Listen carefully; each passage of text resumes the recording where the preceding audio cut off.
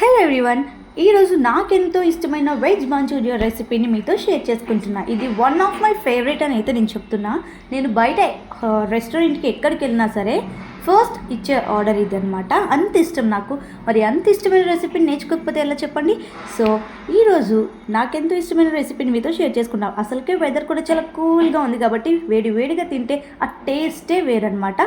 So first క్యాబేజ్ని క్యారెట్ని సన్నగా చిన్నగా తురుముకోవాలన్నమాట. తురుముకున్న తర్వాత వాటర్ మొత్తాన్ని స్క్వీజ్ చేసేయాలి. లేకపోతే మనకి ఎంత కార్న్ఫ్లోర్ వేసినా ఎంత రైస్ ఫ్లోర్ వేసినా సరిగ్గా బాల్ అనేది ఫామ్ అవ్వదు. సో వాటర్ మొత్తాన్ని స్క్వీజ్ చేసుకొని సపరేట్ చేసుకోవాలన్నమాట.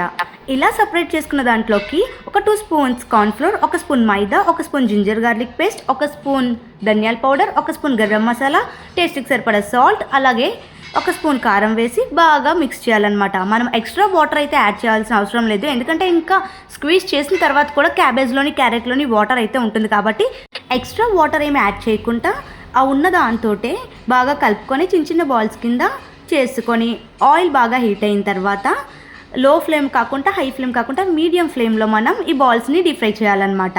సో డీప్ ఫ్రై చేసేటప్పుడు కూడా హై ఫ్లేమ్లో పెట్టకూడదు, ఎందుకంటే లోపల ఉడకదు కాబట్టి మీడియం ఫ్లేమ్లోనే బ్రౌన్ కలర్ వచ్చేదాకా ఫ్రై చేసుకోవాలి.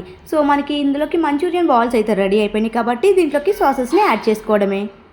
సో ఫస్ట్ ప్యాన్ పెట్టుకొని కొంచెం ఆయిల్ వేసి గార్లిక్ని చిన్నగా కట్ చేసుకొని ఆయిల్లో కొంచెం ఫ్రై చేయాలన్నమాట.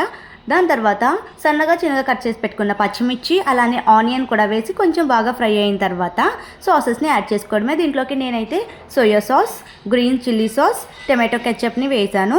అలాగే నాకు గ్రేవీ కూడా థిక్గా ఉండాలి కాబట్టి ఆ కన్సిస్టెన్సీ కొంచెం కార్న్ఫ్లోర్లో వాటర్ని కూడా యాడ్ చేసి బాగా మిక్స్ చేసి ఆ సాసెస్లో వేసాను అనమాట. సో గ్రేవీ అనేది కొంచెం థిక్ కన్సిస్టెన్సీ వస్తుంది.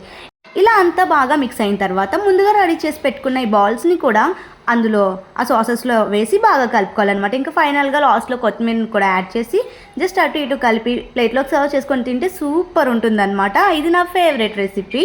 సో నచ్చితే లైక్ చేయండి, షేర్ చేయండి, ఫాలో అయిపోండి మరిన్ని మంచి వీడియోస్ కోసం. Thanks for watching.